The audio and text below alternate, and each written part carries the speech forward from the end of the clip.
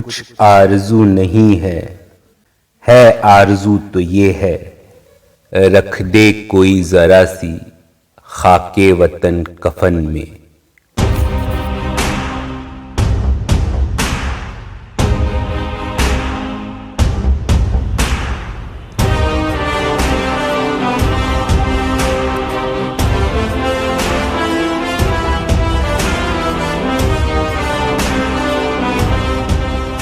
आदाब। आज हम बात करेंगे अशफाकुल्लाह खां के बारे में।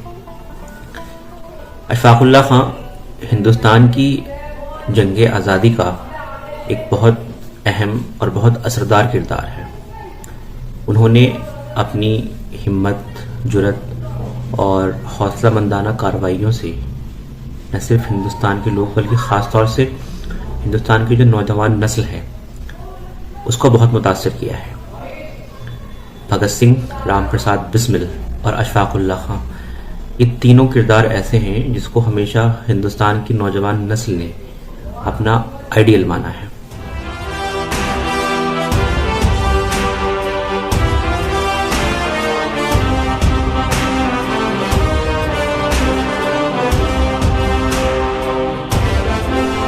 अशफाकुल्लाह खां की पैदाइश 22 अक्टूबर 1900 में शाहजहांपुर में हुई। उनका घराना बेहद मजहबी घराना था। उनके वालिद शफीकुल्लाह खां शहर के इज्जतदार शख्स थे और उनके बड़े भाई रियासतुल्लाह खां जो हैं वो वकील थे। अशफाकुल्लाह खां अपने 6 भाई बहनों में सबसे छोटे थे, इसलिए उनकी तालीम और तरबियत बड़े नाज और बड़ी मोहब्बत के साथ हुई थी, जैसे कि घर के सबसे छोटे बच्चे की हुई थी।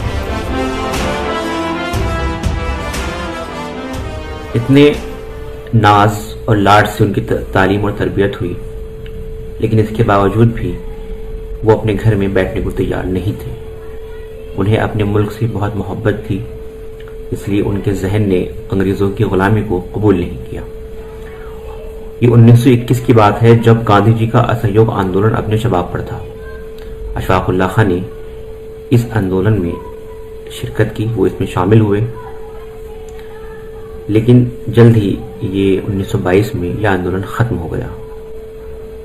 लोगों को मायूसी हुई, खास तौर से नौजवान बहुत मायूस हुए इससे। इसके बाद अशफाकुल्लाह खां सरिंदरनाथ सान्याल की तंजीम हिंदुस्तान सोशल रिपब्लिकन से वाबस्ता हो गए।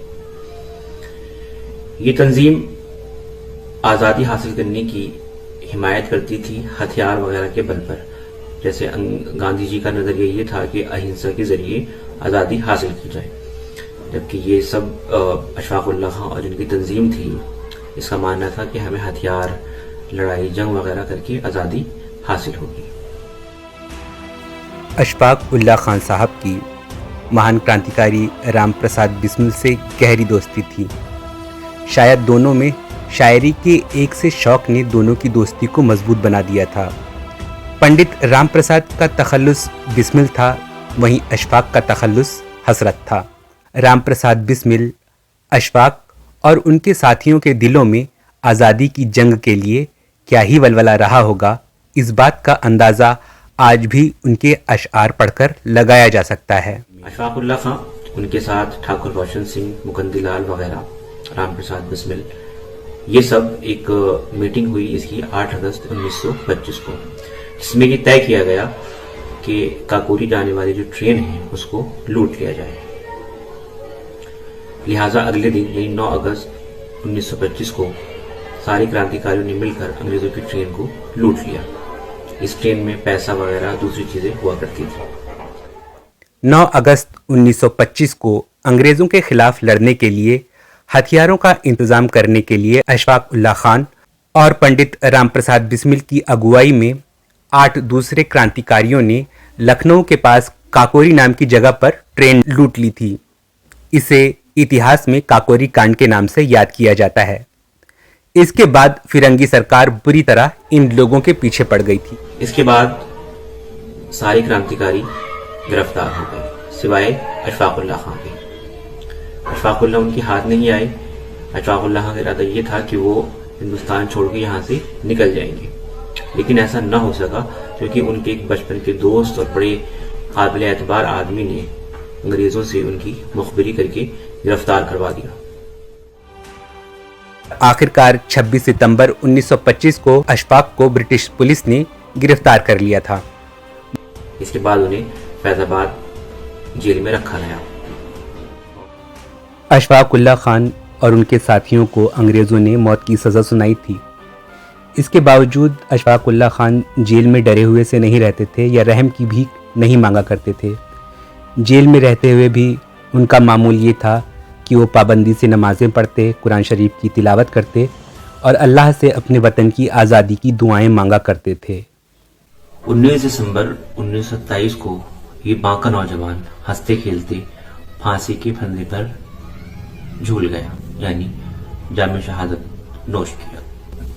हिंदुस्तान में जितने भी क्रांतिकारी हुए हैं, चाहे वो भगत सिंह हो, राम प्रसाद बिस्मिल हो, नेताजी सुभाष चंद्र बोस हो, इन सब के साथ साथ अशफाक उल्लाह खां का नाम भी बड़ी इज्जत और एहतराम के साथ लिया जाता है। उन्होंने अपने कारनामों से, अपनी कारगुजारियों से न सिर्फ अपने दौर की नई नस्ल बल्कि आने वाली नस्लों को भी मुतासिर किया है। हम शहीद अशफाक उल्लाह खां की बारगाह में सलाम पेश करते हैं कि खुदा उनके दर्जात बुलंद फरमाए, उनके मरातब बुलंद फरमाए और जन्नत में उन्हें आला मकाम अता फरमाए। आमीन या रब।